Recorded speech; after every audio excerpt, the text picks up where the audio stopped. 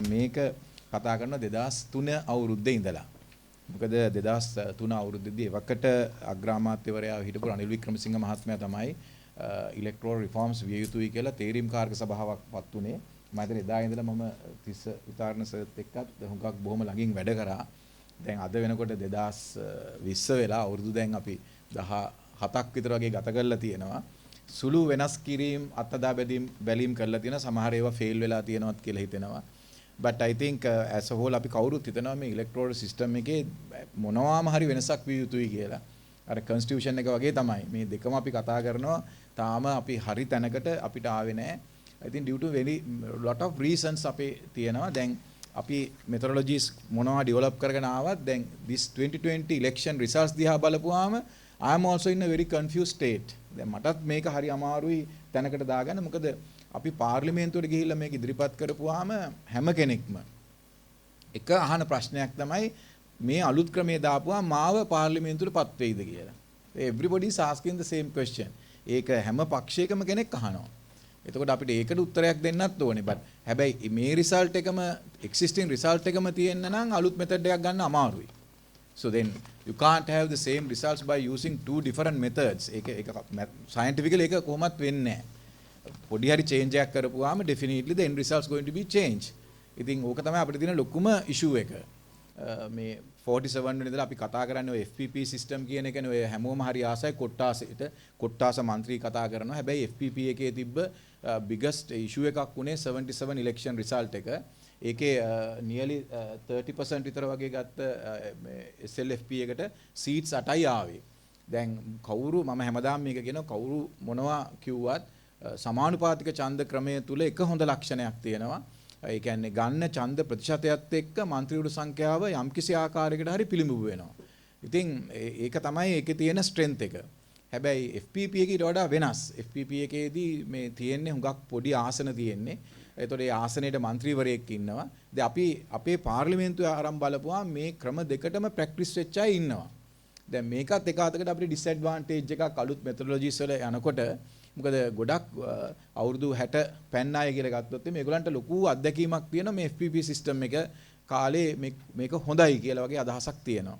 සමහරු කතා කරනවා බයි ඉලෙක්ෂන්ස් තියෙන්න ඕනේ. මොකද බයි ඉලෙක්ෂන් එකක් තිබ්බහම අතුරු මැතිවරණයක් තිබ්බහම ඒකෙන් පොඩි අදහසක් ගන්න පුළුවන් what is happening with the voter base කියලා. කියන්නේ වෝටර්ස්ලා කොයි විදිහට හැසිරෙන්නේ කියලා. ඉතින් ඒ වගේ අදහසුත් තියෙනවා. ඉතින් අපිට ඉතිහාසයේ ඕන තරම් තියෙනවා. මෙතන ඉන්න හැමෝටම අත්දැකීම් තියෙනවා. අතුරු මැතිවරණ ගැන අපිට වෙනම ඕනනම් කතා කරන්න පුළුවන්. අතුරු මැතිවරණවලදී මොකද වුනේ කොහොමද ඒවා මේ රිසල්ට්ස් ආවේ වගේ කතා කියලා. අපි 77 වල තමයි චේන්ජ් කරේ. මම අර කිව්වේ ඒක තමයි දැන් අර ෆ්‍රීඩම් SLFP එකට 29% වෝට් බේස් එකක් තිබිලා 8 සීට්ස් තමයි ආවේ. නමුත් මේක චේන්ජ් වුණාම 78 කන්ස්ටිටියුෂන් එකේ තමයි මේක චේන්ජ් උනේ ප්‍රොපෝෂනල් රිප්‍රසන්ටේෂන් එකට අපි ගියේ. මිස් ජයජයවර්ධන තමයි මේ මෙතඩ් එකේ එතකොට ප්‍රධාන වශයෙන් මේකේ නිර්මාණකරුවා කියලා අපි දන්නේ කණ්ඩායමක් ඉන්න ඇති. මම ගොඩාක් ගවේෂණයක් කරා ඇත්තටම මේක හැදපු පුද්ගලයා කවුද කියලා හොයාගන්න. So this has a very good meaning. අපි කවුරු දොස් කිව්වත් මොන අරමුණකින් මේක හැදුවත් මේක fantastic method එකක්. right? ඒක මම හැමදාම කියනවා මේ electoral reforms වලදී. එතකොට ඒකෙදි අපි දැක්ක එකක් තමයි elections වලදී ඊට පස්සේ එක්සත් ජාතික පක්ෂ ආණ්ඩුව යටතේ තිබ්බ පළවෙනි election එකේදී SLFP එකට සාධාරණ ප්‍රමාණයක් മന്ത്രിවරු හිටියා. මොකද මේ PR system එකේ හින්දා. හැබැයි මේකේ මම දන්නේ whether this is a mistake or not, when they are implementing this particular method, so they came up with the 12.5 cut off. මේ 12.5 කියලා cut off එක තමයි තිබ්බේ මේ original draft එකේ. හැබැයි එකෙන් අපි එකම election එකක්වත් exercise උනේ නැහැ. First election එක just before the election that has been changed to 5% due to some reason. ඒක ඉතින් 5% දාන එකේ scientifically පොඩි ඇත්තකුත් තියෙනවා. Because if you think about the district like Colombo, if you are electing nearly අපි කියමු Colombo and Gampa 20 දෙනෙක් තෝරනකොට naturally cut off එක 5%. 20 දෙනෙක් තෝරනකොට 5% ගත්තොත් එයාට ආසනයක් තියෙන්න ඕනේ. හැබැයි ඒක නිසා අපේ රටේ political මොකක්ද ඒකට කියන්නේ picture එක සම්පූර්ණයෙන්ම වෙනස් වුණා. නැත්තම් ඒක සම්පූර්ණයෙන් වෙනස් වෙලා මේ හැම කෙනෙක්ම political parties දාලා එකෙන් മന്ത്രിවරු ගන්න ගියා. දැන් මෙදාගම ඉලෙක්ෂන් එකේ වුණත් ඊටාම සුළු ඡන්ද සංඛ්‍යාවක් ලැබුණත් එක පක්ෂයකට තවම മന്ത്രിවරයෙක් ඒගොල්ලෝ පත් කළා නැහැ. නමුත් එක മന്ത്രി ආසනයක් ලැබුණා. ඉතින් මේක නිසා මේ মালටි පාටි concept කියන එකක් ලංකාවේ අලුතෙන් ආවා. ඉතින් මම දන්න විදිහට දැන්ට තියෙනවා 72 ද කොහෙද registered parties 120 parties අලුතෙන් registration ඉල්ලලා තියෙනවා. ඉතින් මේ වගේ පුංචි රටක parties ඔය 180ක් 200ක් විතර අපිට ඕනේද කියලා තව question එකකුත් තියෙනවා. Maybe it's very healthy, maybe it's not healthy. ඉතින් ඒක තමයි එතන තියෙන issue එක. දැන් හැබැයි ඊට පස්සේ මේ 5% cut off එකත් එක්ක national list එකක් දාව preferential voting උත් දාවා. දැන් සමහරු කියන කතාව තමයි preferential voting හොඳ නැහැ කියලා. මම හැබැයි believe කරනවා preferential voting වලත් පොඩි හොඳක් තියෙනවා කියලා. දැන් අපිනේ voters නම් ඔබතුමාලා මෙතන නම් ඇති බහුතරයක් മന്ത്രിවරු මම දන්න නාගරික മന്ത്രിවරියන් ඉන්නවා මෙතන එහෙම අය ඉන්නවා. හැබැයි preferential voting හරි මොකක් හරි අපිත් කැමැත්තෙන් තමයි මේ මනාපය දෙන්නේ. එතකොට මේ whoever the people now දැන් මෙතනින් දැන් අලුත් මේ පාර්ලිමේන්තුවේ 100 225න් 196ක්ම අපි තමයි ඉලෙක්ට් කරලා තියෙන්නේ. ඒ අපේ සිලෙක්ෂන් එකේ ඉෂුව එකක් තියෙනවා that we have to address separately, but as a whole as a system it is good. So we are the people electing our own members. ඉතින් ඒකේ ප්‍රශ්න තියෙන්න පුළුවන්. කෙනෙක් ගොඩාක් වියදම් කරනවා ඒ වලට අපිට හැබැයි rules and regulations ගේන්න පුළුවන්. Still I believe මනාප also not a very bad idea කියන එක මම හිතන එක fairly okay, right? එතන එහෙම එකක් තියෙනවා. එතකොට මේ මනාප ක්‍රමයක් ආවා. එතකොට හැබැයි මේ මනාප ක්‍රමයේ හදනකොට මම හිතන්නේ මේ පොඩ්ඩක් මැතමැටික්ස් මේකේ තියෙනවා. ඔය මගේ තියෙන එකම එක්ස්පීරියන්ස් එක තමයි මම ඉලෙක්ට්‍රල් රිෆෝම්ස් කතා කරනකොට ටික වෙලාවකින් ඔඩියන්ස් එක අඩු වෙනවා. හේතුව තමයි මැතමැටික්ස් දාපෙද්දී කවුරුත් කැමති නැහැ. ලංකාවෙන් ප්‍රශ්නයක් නැහැ මැතමැටික්ස් දන්නේ නැති. හැබැයි මැතමැටික්ස් නැතුව ඉලෙක්ට්‍රල් රිෆෝම්ස් කතා කරන්න බෑ අපිට. දැන් ඔය 225 හැදිලා තියෙන්නේ 160ක් ඉලෙක්ට්‍රේට්ස් තිබ්බා ඒ දවස්වල. that is coming from 76 delimitation. එකෙන් තමයි මේ 160 තියෙන්නේ. ඒක ජයජයවර්ධන මහත්තයා යම් හේතුවක් මත ඒක තියාගත්තා. right? ඊට පස්සේ ඒකට 36ක් එකතු කරලා තියෙනවා. that is coming from per province 4 members. ඒ 36න් එහෙමයි. ඒ දෙක එකට එකතු වෙලා තමයි 196 හැදෙන්නේ. Then we have a 29 members of national list. So then ultimately end up with 225. That is the equation inside. දැන් මේකත් කට්ටිය දැනගන්න ඕනේ. මේ 225 හැදුන කට්ටිය ගොඩක් වෙලාවට දන්නේ නැහැ. ඉතින් ඔහොම තමයි මේක ඇතුලේ තියෙන්නේ. දැන් 88යි 77යි 89 සංසන්දනය කරපුවාම අර SLFP එකට 67 දෙනෙක් ආව 89 ඉලෙක්ෂන් එකේදී. හැබැයි ඒගොල්ලෝ ඉලෙක්ට්‍රේට්ස් දිනලා තිබ්බේ හරිම පොඩ්ඩයි. හැබැයි still they have a fair representation at the parliament. ඒක මම කියන්නේ PR system එක zero කරන්න එපා.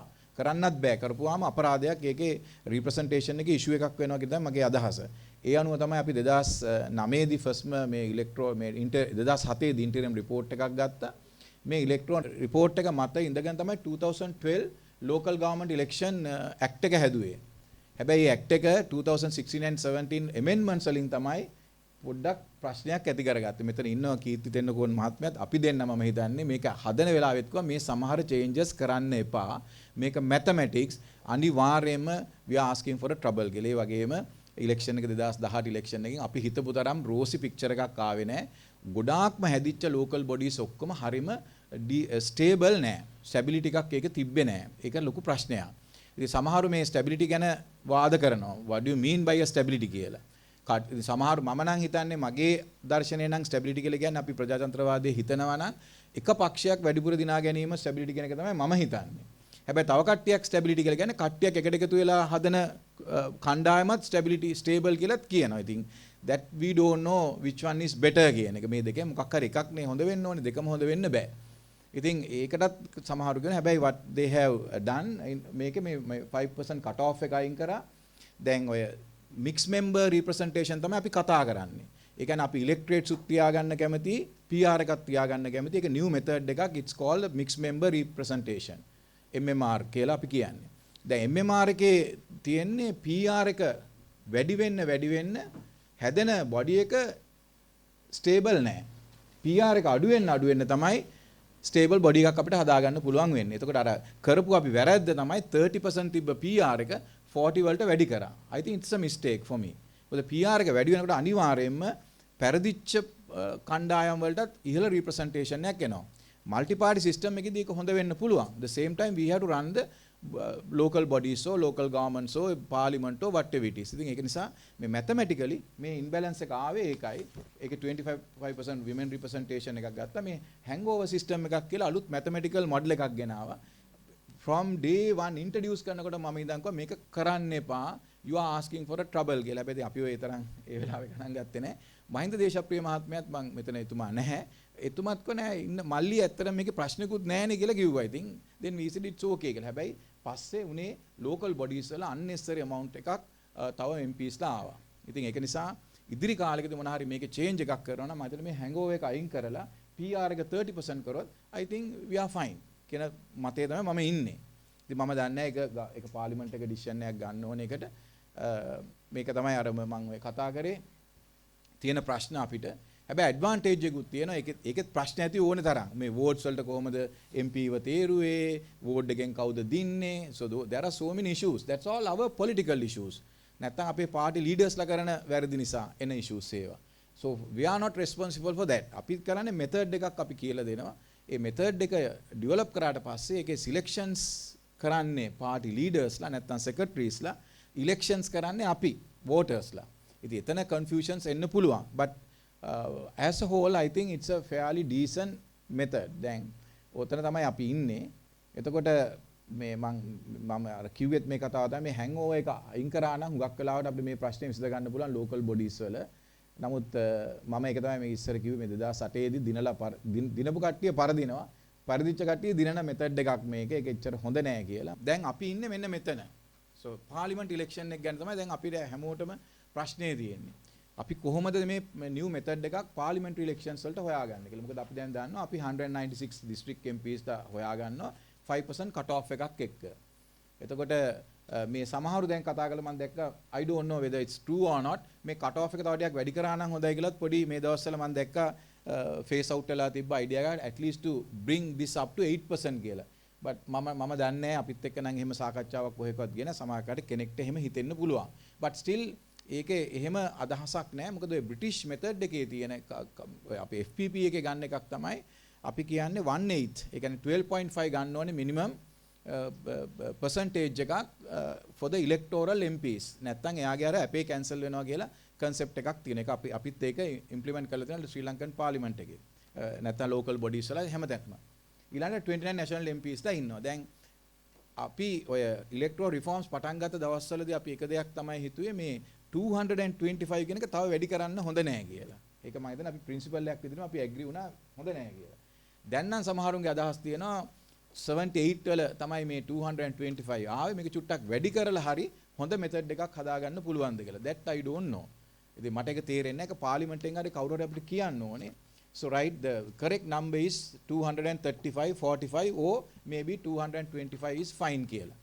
ඒක ඉතින් විවසා සම්පාදකයන්ගේ තීරණයක්. මොකද අවුරුදු දැන් ගිහිලා තියෙන සෑහෙන කාලයක්. තව ටිකක් වැඩි වෙනවද? සමහර නම් තව ටිකක් අඩු වුණා නම් හොඳයි කියලා. ඉතින් ඒක අපිට කියන්න අමාරු that the Sri Lanka Parliament has to take a decision regarding that whether you want to increase the number of MPs in the parliament or not. එතකොට පුටු කොහොමද දාන්නේ? පුටු කීයක් දාන්න පුළුවන්ද? You have to do all these mathematical calculation modeling and you can finally fix a value. But still I believe 225 is enough. අපිට මේ 225 ඇතුලේ මොන හරි දෙයක් කරන්න පුළුවන් කියලා. ඊළඟ ප්‍රශ්නේ තමයි are we going to continue with the present existing system? Is that fine? ඉතින් සමහරක් කාලේ තියෙනවා it's okay කියලා හිතෙනවා. හැබැයි ගොඩක් අය මේ මනාප එකට මම හිතන්නේ මෙතන ඉන්න මහතුරුත් සමහරකට යම්තාක් දුරකට අකමැති ඇති. සමහරකට කැමතිත් ඇති. ඒත් දැන් ඒක වෙනස් කරනවා නම් මොකක්ද අපි කරන්නේ? So now at the moment we are exercising 160 electorates. දැන් මේ existing 160ත් එක්ක තියාගෙන මේ කතාව කරන්නම බෑ. So we have to go for a delimitation. ඒතර ඒකක් බලන්න ඕනේ ඒක 160ද අපි හදාගන්නේ 150ද අපි හදාගන්නේ නැත්නම් 140ද කියලා. හැබැයි number of electorates අඩු වෙන්න so your area going to be bigger and bigger. So if you are going to have a small higher numbers of electorates, basically your number the electorate this thing is fairly lower. ඉතින් ඒක තමයි තියෙන්නේ. ඉතින් අපිට මට හිතෙනවා 150 may be a magic number කියලා. මට නිකන් mathematics කරලා මගේ තියෙන අත්දැකීම මම හිතනවා 150ක්වත් හදාගත්තොත් හොඳයි කියලා. එතකොට හැබැයි තියෙන ප්‍රශ්න තමයි delimitation. Always we are having a lot of issues with the delimitation. මට මතකයි ප්‍රොවින්ෂල් කවුන්සිල් ඉලෙක්ෂන් එකේදී ඩීලිමිටේෂන් කරන්න ගිහලා අපි වැටිච්ච අමාරුව. අවසානයේදී පාර්ලිමේන්තු එකට දැම්මට පස්සේදී ඔබතුමාලා ඩිසිෂන් එකක් ගත්තා ඩීලිමිටේෂන් එක ප්‍රශ්නයක් තියෙනවා මේ ඩීලිමිටේෂන් වෙනස් කරන්න වෙනස් කරලා පාර්ලිමේන්තු එකේ ආපහු පාස් වනතුරු මේ මෙතඩ් එක ඉම්ප්ලිමන්ට් කරන්න බෑ කියලා. එතන තමයි මේක අපි ස්ටක් වුනේ. ඒක එහෙම ඩිසිෂන් එකක් නොතිබ්බනම් සමාජකාරට මේ වෙනකොට ප්‍රොවින්ෂල් කවුන්සිල්ස් තියෙයි. ප්‍රොවින්ෂල් කවුන්සිල්ස් ඕනද නැද්ද කියන that is a different story. There is nothing to do with me. ඒක මම දන්නේ නැහැ. ඒක අපි වෙනම සාකච්ඡා කරන්න ඕනේ. It's like a 20th amendment. I am not going to say anything about 20th amendment. That is up to the other parties.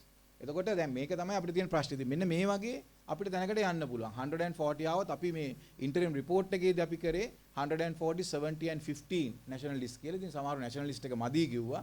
ඉතින් අපිට යන්න පුළුවන්. ඒක දැන් මෙන්න මේක the 3 may be a better one. 150 electorates, district MPs 50. District MPs 50 means that's a 200 MPs ඉන්නවා basically based on the PR.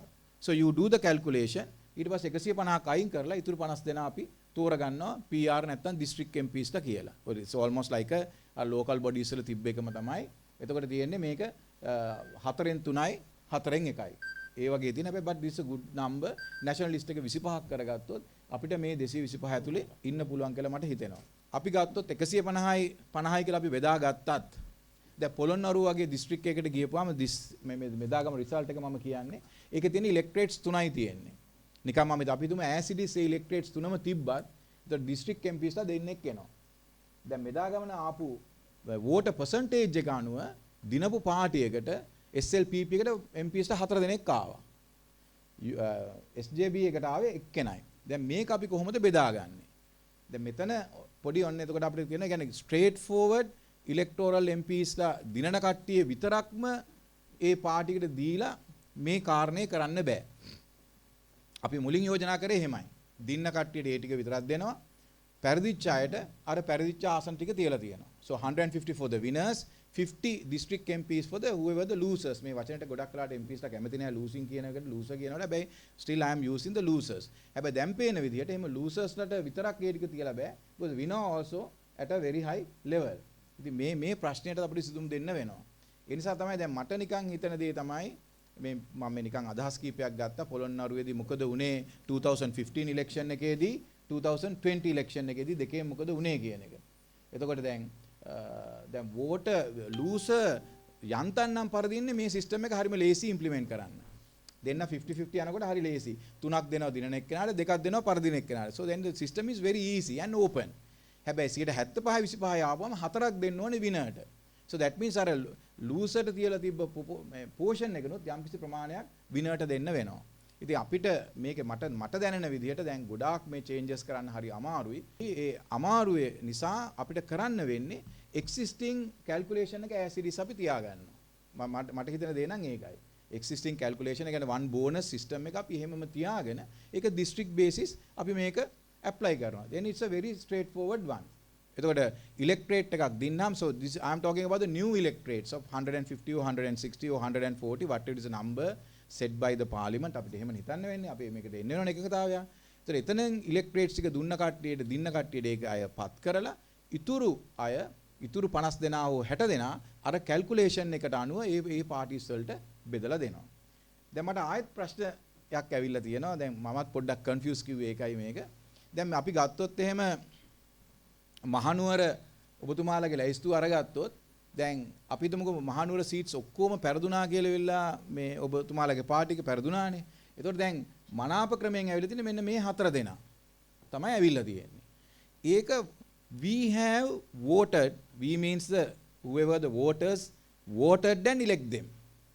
That is nothing to do with the secretary of the party. දැන් මට තියෙන ප්‍රශ්නේ තමයි අර අපි කිව්වොත් එමේ යම් පෝෂන් එකක් PR එකෙන් හදන්න like national list එක වගේ වැඩි කරොත් එහෙම මේ 4 දෙනාවමද ඒ ලිස්ට් එකෙන් එන්නේ කියන මට ප්‍රශ්නයක් තියෙනවා. ওই ප්‍රශ්නේම මට ඇවිල්ලා තියෙනවා කොළඹ වල.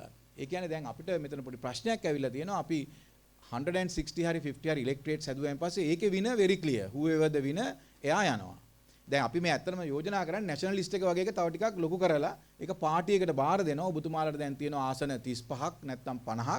now you better nominate your people කියලා. මේ nomination එක කොයිතරම් සාධාරණ වේද කියලා ප්‍රශ්නයක් තියෙනවා. සර් ඒකින්ද මට තේරෙන්නේ නැහැ මේක කොහොමද අපි එතනට යන්නේ කියලා. දැන් මේක අපි මේ සිලෙක්ෂන් එක very straight forward. මේක ඇතුලේ අපි හිතපු අය පෙරදිලා ඇති. අපි නොහිතපු අය ඉදිරියට ඇවිල්ලා ඇති. මේක ඕන තරම් මේ ඕනෙම දිස්ත්‍රික් ලයිස්තුවක මේක වුණා. මේක වුණානේ. ඉතින් ඒක ඒ සිලෙක්ෂන් එක කරේ the voters. But if you are going to give this portion to party secretaries or party leaders, තාම මට ෂුවර් එකක් නැහැ. එතකොට මේ කට්ටියමද ඒ අය නොමිනේට් කරන්න කියලා. ඉතින් ඒක නිසා මම හිතන්නේ මේ ඉලෙක්ට්‍රල් රිෆෝම්ස් ගැන සම්පූර්ණයෙන්ම අපිට මුල ඉඳලා හිතන්න වෙන තැනකට අපි දැන් ඇවිල්ලා තියෙනවා. මොකද අපි මොන මෙතඩ් එක කරත් අර ඔබතුමාලා මගේ අපේ නිතර අහන ප්‍රශ්නය මාව නැවතත් මේ ක්‍රමයෙන් සිලෙක්ට් වෙනවාද ඔබතුමාලා යෝජනා කරන ක්‍රමයේ කියන එක දිහා බැලුවොත් එහෙම ඒක ටිකක් questionable. ඉතින් ඒක නිසා මම හිතන්නේ ඉලෙක්ට්‍රල් රිෆෝම්ස් කරනවා නම් මේක මීට වඩා හුඟක් ඉස්සරහට ඩිස්කෂන්ස් ගෙනියන්න වෙයි. whatever it is the method. ඔතන තමයි මම නතර කරන්නේ. thank you.